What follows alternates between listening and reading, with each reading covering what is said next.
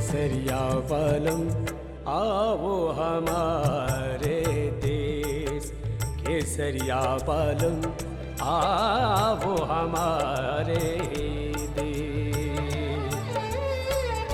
मन का आंगन सूना सूना, देश भयो परदेश।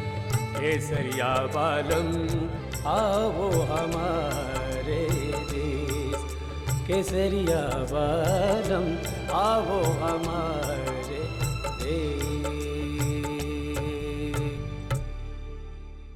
मैं तारा सर झुकाने नहीं बापू, अपनी किस्मत से लड़ने शिवजी महाराज के दरबार गई थी।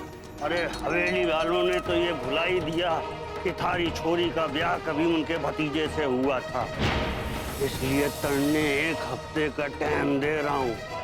अपनी रुक्मी का ब्याह चुपके से मारे से करवा दो।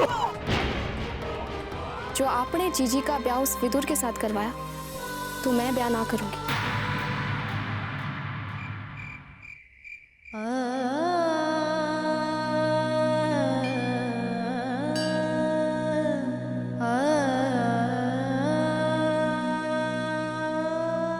मुझे रुक्मी की यादों से हमेशा हमेशा के लिए छुटकारा दिला दीजिए।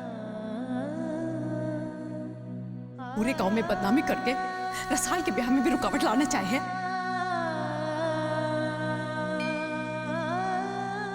क्यों शिवजी महाराज, हमारे साथ ये सब क्यों? कोई सा तो अब भी उतनी ही नफरत करे हमारे से। उनकी नफरत के कम थी झेलने को, जो आपने उस विदुर का रिश्ता भेज दिया। क्यों शिवजी महाराज, कि मैं इतनी बुरी हूं कि इतने पाप किए हैं मैंने? हमारे साथ ऐसा क्यों कर रहे हो आप? आप तो जानते हो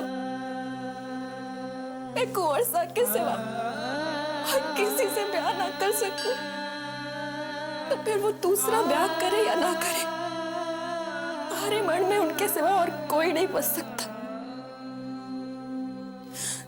फिर ये सब क्यों हो रहा है शिवजी महाराज? मैं हमारी बहन की खुशियों में भी बाधा बन रही हूँ। हमारी बहन रसाल को भी हमारी वजह से ही परेशानी हो रही। हमारे बापू, हमारी माँ को भी हमारी वजह से परेशानी हो रही। मैं किसी की खुशियों में बाधा नहीं बनना चाहती महाराज। अब इस परेशानी से निकलने का रास्ता आप ही बढ़ने बताओ शिवजी महाराज। कुछ ऐसा करो शिवजी महाराज, जो उस विदुर से ब्याह भी ना करना पड़े और हमारी रसाल का जीवन भी बर्बाद ना हो। कुछ करो शिवजी महाराज, कुछ करो।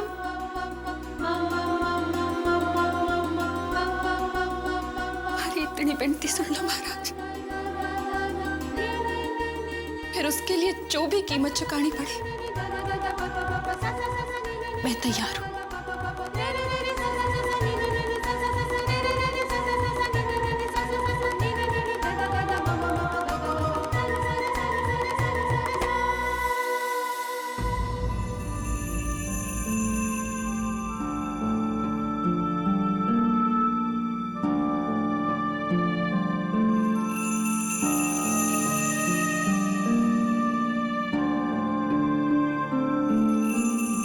तक अपने आप को भूखा रखेगा भाणजे? उस धोखेबाज रुक्मी और उसके परिवार के लिए अपने आप को खाई में क्यों डाल रहा है? मुझे तो तारी बहुत चिंता हो रही है भाणजे। वैसे भी तेरे मन से उस रुक्मी की छवि नहीं हट रही, ऊपर से जीजो सा थारा दूसरा ब्याह करने की जिद कर रहे हैं। मारे को तो ये समझ नहीं आ रहा है भाणजे कि जीजोसा ने उस किसान की छोरी में क्या देखा कि थारा ब्याह तय करने चले गए। ना ही वो छोरी पढ़ी लिखी है, ना ही उसमें रूप गुण है। अरे इससे अच्छा तो वो रुक्मी है जो अपने जड़े हुए चेहरे के साथ कई गुना सुंदर है। अमो साहब, पर उस लड़की के बारे में तो आप ही ने तयसो को बताया था। क्या करूं भाणजे, बस ये समझ ले इस हवेली में रहने की कीमत चुका। जीजो सा का हुक्म था तो मन्ने को मानना पड़ा, पर यह छोरी मारी पसंद की नहीं है। जे एक बार ये ब्याह हो गया, आगे के जीवन की थारी खुशियां खत्म हो जावे। बस एक बार अपने मामूसा पर विश्वास कर ले और इस ब्याह के लिए ना कर दे, समझो? Let's go.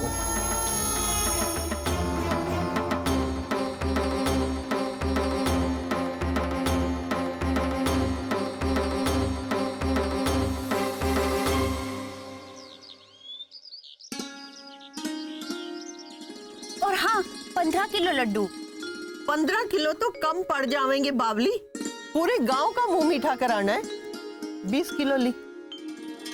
माँ, मारे को लागे कि हमें ब्याह हमारी अगली छुट्टियों में करना चाहिए। क्यों? कल तक तो बड़ी उतावल पड़ी थी तने ब्याह करने की, आज अचानक क्या हो गया है? नहीं भाभी साहब, वो रसाल की जीजी का भी तो हमारे ब्याह में होना जरूरी है। पर थारी अगली छुट्टियां तो अगले साल आवेंगी, अठे कल के होवेगा ये कहना मुश्किल है। और तू 1 साल बाद की बात करे है। 1 साल बाद ये खबर मैं जिंदा रहूं या ना रहूं। ना ना माँ, ऐसी बात ना कर। माता जी महाराज की कृपा से आपको कुछ ना होवेगा। तो फिर इतना अच्छा मुहूर्त हाथ से मत जाने दे। माँ, रसाल इस घर की बींदनी बनेगी, पर जे हम लोग उसकी परेशानी के बारे में ना सोचेंगे तो और कौन सोचेगा? आप ही कहो, अगर रसाल की जीजी उसके ब्याह में ना होवेगी तो क्या रसाल इस ब्याह से खुश होगी?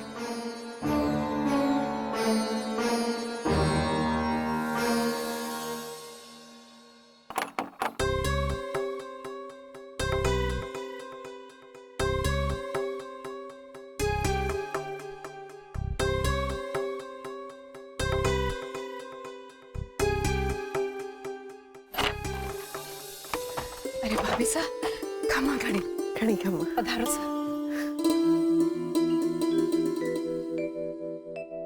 आओ, पधारो सा। खमा गणी खड़ी खमा। विराज, अरे समझन शाह के लिए कुछ लेकर आ। नहीं नहीं, रहने दो।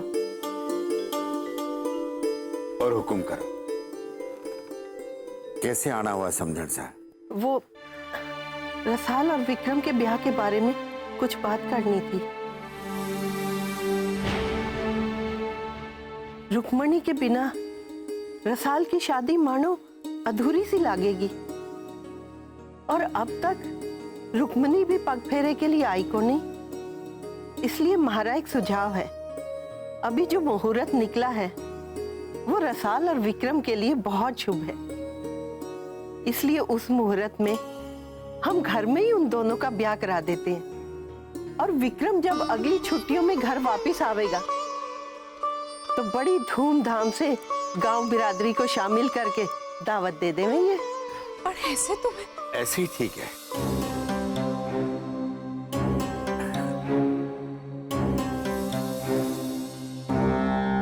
जीजी, हमारे को तो अभी ब्याह करना ही ना है। गेली हो गई है कि तू। इतने समझदार लोग जो हमारी मजबूरी के बारे में सोचकर गांव वालों की परवाह किए बिना इस तरह ब्याह करवा रहे, उनकी कुछ तो कदर कर। और फिर विक्रम कब से थारी आस लगाए बैठा है बेचारा। हमारा ब्याह करवाने की जल्दी में माँ आपको उस विदुर के साथ ब्याह करने पर मजबूर करेंगी। और हमारी खुशियों के वास्ते आपकी बलि ना चढ़ा सकती जीजी। ऐसा कुछ भी ना होवेगा। तो बस ब्याह के लिए हाँ कह दे। मारे को खुश देखना चाहे है ना।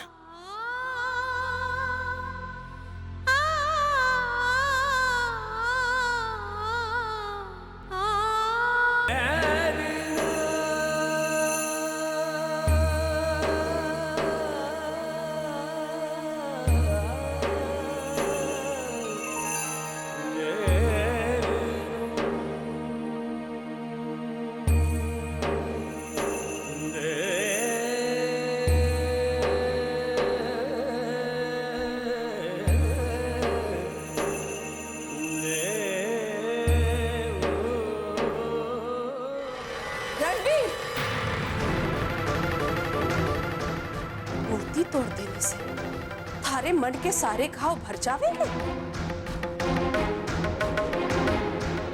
इस तरह उसके बारे में सोचकर क्यों अपने आप को जोड़ रहा है उसकी यादों से?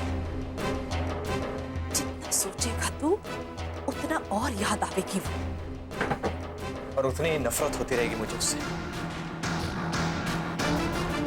सिर्फ उससे, अपने आप से। और अगर अपने आप से नफरत करने लगोगे तो एक दिन अपनी जिंदगी से भी नफरत होने लगेगी। और मैं नहीं चाहती कि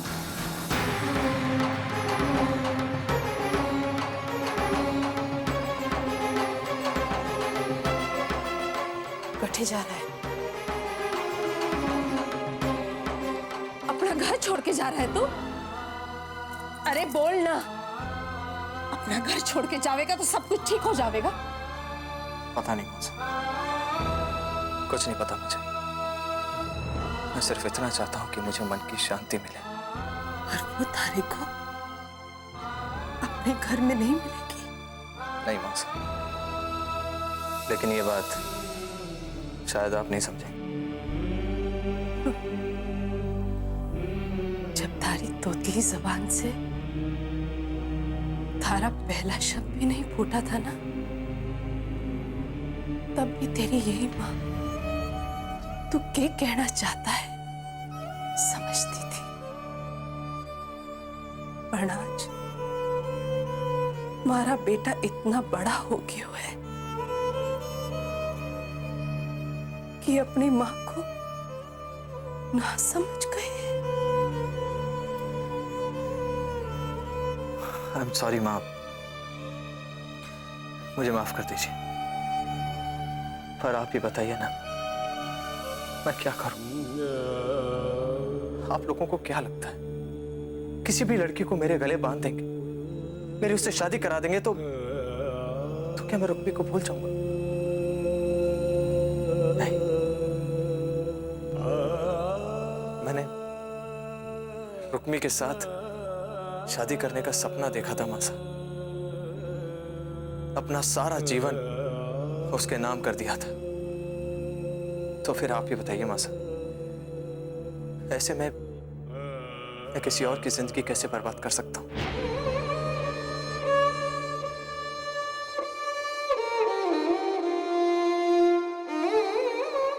मुझे जाने दीजिए मासा, अपनी मन की शांति के लिए, अपने आप को ढूंढने के लिए मुझे जाने दीजिए।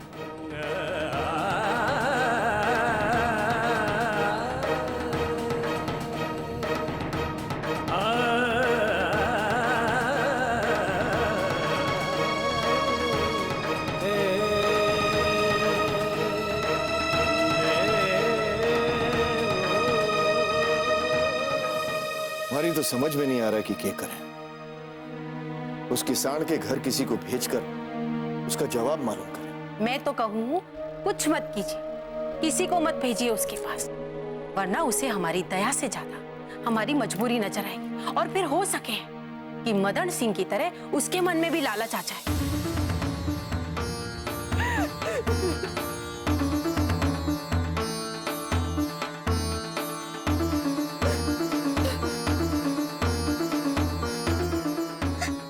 कमल, रो क्यों रही हो? अरे बताओ ना, क्या बात है? रणबीर घर छोड़कर जा रही है।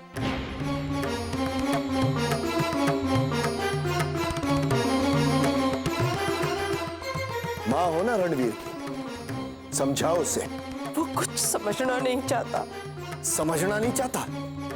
अगर वो समझना नहीं चाहता तो कौन समझेगा? इस हवेली की मान मर्यादा उसी के वजह से दांव पर लगी है।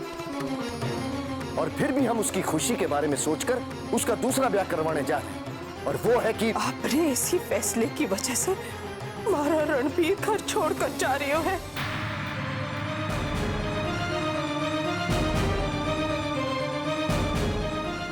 कमल, भाई साहब के आगे जबान चला रही है। जब आपकी जबान आपने भाई साहब के सामने जम जाती है तो हमारे को तो जबान खोलनी पड़ेगी ना, क्योंकि हमारे बेटे की जीवन का सवाल है। आज तक भाई साहब आप खुद ही रणबीर को इस घर का सबसे जिम्मेदार बेटा मानते आए हो, तो क्या एक गलती के लिए मारा बेटा के नालायक हो क्या?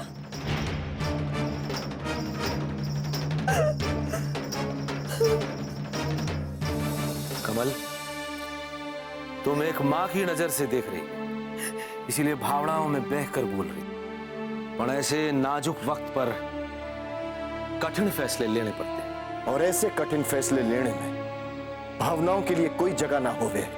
इसलिए तो मैं ये घर छोड़कर जा रहा हूँ ताया साहब।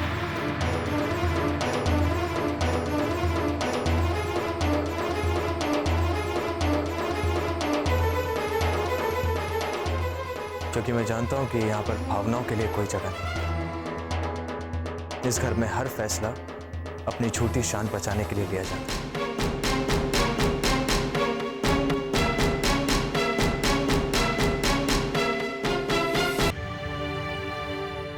ताया साहब, मेरा बचपन पापा से ज्यादा आपके कंधों पर गुजरा है। आपको याद है बचपन में जब मेरी कोई चीज खो जाती थी तो आप और मैं मिलकर उसे ढूंढा करते थे। आज मेरा जीवन खो गया है ताया साहब, और आपके आशीर्वाद के बिना उसे ढूंढने में हवेली की चौखट के बाहर कदम नहीं रखना चाहता।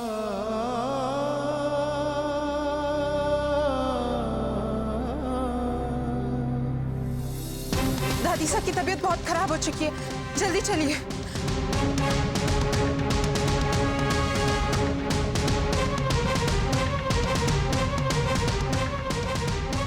दादी साहब, उठिए दादी साहब। आशा, आशा,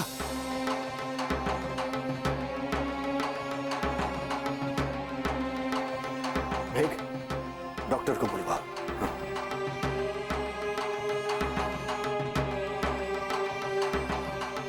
उठिए दादी साहब। रणवीर,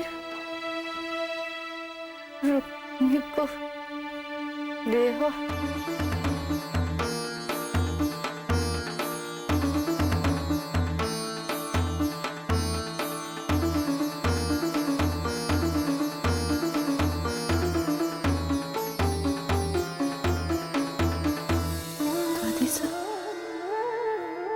दादी साहब, दादी साहब, दादी साहब, जीजी, दादी साहब, जीजी, क्या हुआ?